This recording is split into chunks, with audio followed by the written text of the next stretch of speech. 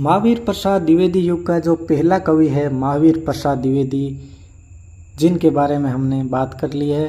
जो दूसरे नंबर पर अब कवि आते हैं वो है मैथिली शरण गुप्त। मैथिली शरण गुप्त का जो जन्म है वो 1886 ईस्वी से 1964 ईस्वी तक इनका जो जीवन काल है वो रहा है। महावीर प्रसाद द्विवेदी युग के ये प्रमुख कवि रहे हैं। कौन रहे हैं? मैथिली शरण गुप्त। डॉक्टर गणपति चंद्र गुप्त ने इन्हें आधुनिक युग का तुलसीदास कहा है। तो आधुनिक युग का तुलसीदास किसने कहा है? डॉक्टर गणपति चंद्र गुप्त ने किनको कहा है? मैथिली शरण गुप्त को। और 1904 ईस्वी में सरस्वती पत्रिका में इनकी हेमंत कविता प्रकाशित हुई थी। 1904 ईस्वी में मैथिली शरण गुप्त की जो हेमंत कविता है वो सरस्वती पत्रिका में प्रकाशित हुई थी।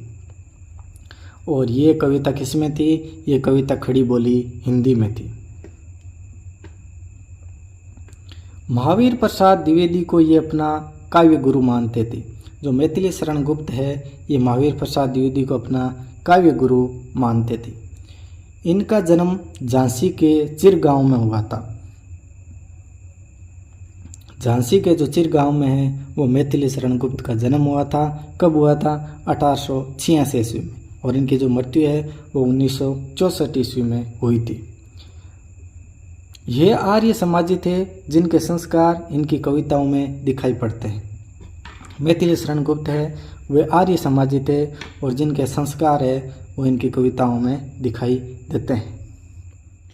मैथिली शरण गुप्त के 2 पत्नियां और 11 संतानें थी। यानी मैथिली शरण गुप्त की कितनी पत्नियां थी? 2 पत्नियां थी और इनके पुत्र और पुत्रियां 11 थी। इनके 2 पुत्र सुमंत और सुदर्शन की अकाल मृत्यु होने पर इन्होंने सांत्वना, शोक और द्वापर कविताएं लिखी थी। यानी मैथिली शरण गुप्त के 2 पुत्र सुमंत और सुदर्शन की क्या हो गई थी? अकाल मृत्यु हो गई थी, जिसके कारण इन्होंने सांत्वना, शोक और द्वापर कविताएं लिखी थी। यह जयशंकर प्रसाद के मित्र थे। जयशंकर प्रसाद के कौन मित्र थे? मैथिली शरण गुप्त। अब देखते हैं मैथिली शरण गुप्त के काव्य संग्रह। पहला काव्य संग्रह रंग में भंग। 1909 ईस्वी में यह खंड काव्य लिखा गया था। कौन सा? रंग में भंग। यह काव्य राष्ट्रीय विचारधारा का काव्य है। इसमें चित्तौड़ एवं बूंदी राज घराने का वर्णन मिलता है। रंग में भंग में चित्तौड़ और बूंदी राज घराने का वर्णन मिलता है और ये राष्ट्रीय विचारधारा का काव्य है। यह काव्य राजपूतों की आन बान और शान पर आधारित है। कौन है आधारित है आन बान और शान पर? रंग में भंग। यह खंड काव्य सरस्वती पत्रिका में 1909 ईस्वी में प्रकाशित हुआ था। यह काव्य रविंद्रनाथ टैगोर की कविता नवलगढ़ पर आधारित है। यानी रविंद्रनाथ टैगोर की एक कविता है नवलगढ़, जिस पर यह रंग में भंग काव्य संग्रह है वो आधारित है। यह काव्य महावीर प्रसाद द्विवेदी की प्रेरणा से इन्होंने लिखा था। और जो मैथिली शरण गुप्त की जो प्रसिद्ध पंक्तियां हैं वो है, आज भी चित्तौड़ का सुन नाम जादू भरा, खनक जाती है चंचला सी चित्त में कर तोरा। ये रंग में भंग काव्य संग्रह में लिखी गई कविता है और ये काव्य वीर रस पर आधारित है। कौन? रंग में भंग। जो अगला काव्य संग्रह है मैथिली शरण गुप्त का वो है भारत भारती। डॉक्टर बच्चन सिंह ने इसे 1913 ईस्वी में प्रकाशित माना है। यानी डॉक्टर बच्चन सिंह का मानना है कि जो मैथिली शरण गुप्त का जो भारत भारती काव्य संग्रह है वो 1913 में प्रकाशित हुआ था। और हिंदी साहित्य का जो वृत्त इतिहास है इसकी प्रकाशन तिथि 1914 ईस्वी स्वीकार की है। यानी बच्चन सिंह का कहना है कि 1913 में प्रकाशित हुआ था और हिंदी साहित्य का वृत्त इतिहास का कहना है कि 1914 में प्रकाशित हुआ था। मैथिली शरण गुप्त का स्वयं का कहना है कि मैं खड़ी बोली हिंदी में महाकाव्य लिखने के लिए लालायित हूँ। यानी मैथिली शरण गुप्त कहते हैं कि मैं खड़ी बोली हिंदी में महाकाव्य लिखने के लिए लालायित हूँ। चलिए आगे चलते।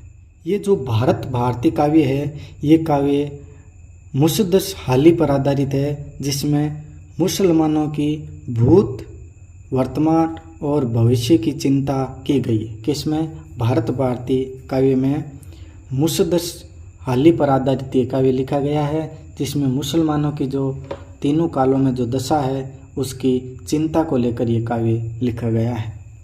और ये खड़ी बोली का महाकाव्य है जो गांधीवादी दर्शन पर आधारित है।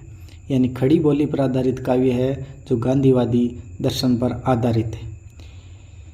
इस महाकाव्य में भारत की भूत, वर्तमान और भविष्य की चिंता की गई है। यानी मुसलमानों की भूत, वर्तमान और भविष्य की चिंता की गई है भारतीय में, और भारत की भूत, वर्तमान और भविष्य की चिंता की गई है। और इसकी जो भारतीय जो काव्य संग्रह है, इसकी जो मुख्य पंक्तियां हैं वो है, हम कौन थे और क्या हो गए और क्या होंगे अभी, आओ विचारे मिलकर ये समस्याएं सभी। यानी हम कौन थे और क्या हो गए और क्या होंगे अभी, आओ विचारे मिलकर ये समस्याएं सभी। इनका जो अगला काव्य संग्रह है वो है काबा और करबला। यह काव्य इन्होंने मुसलमानों और इस्लाम धर्म को लेकर लिखा था। कौन सा? काबा और करबला। और इस काव्य में इन्होंने मुसलमानों की स्थिति को दर्शाया था। भारतीय में भी मुसलमानों की जो भूत, वर्तमान, भविष्य की चिंता को लेकर बात की गई थी, और काबा और करबला में भी मुसलमानों की स्थिति को दर्शाया गया है। अगला जो इनका काव्य संग्रह है वो है यशोधरा। यह काव्य 1933 ईस्वी में प्रकाशित हुआ था और यह काव्य उपेक्षित स्त्री पात्रों को लेकर लिखा गया है। इसमें मुख्य रूप से स्त्री पात्रों को लेकर लिखा गया है, जो कि 1933 ईस्वी में प्रकाशित हुआ था। महावीर प्रसाद द्विवेदी ने मैथिली शरण गुप्त को यह सलाह दी कि ऐतिहासिक एवं उपेक्षित पात्रों को लेकर काव्य लिखा जाना चाहिए। यानी ये जो यशोधरा काव्य संग्रह है जो मैथिली शरण गुप्त का है, उसको हम कह सकते हैं कि ये महावीर प्रसाद द्विवेदी के कहने पर मैथिली शरण गुप्त ने इसकी है जो काव्य संग्रह की रचना की थी।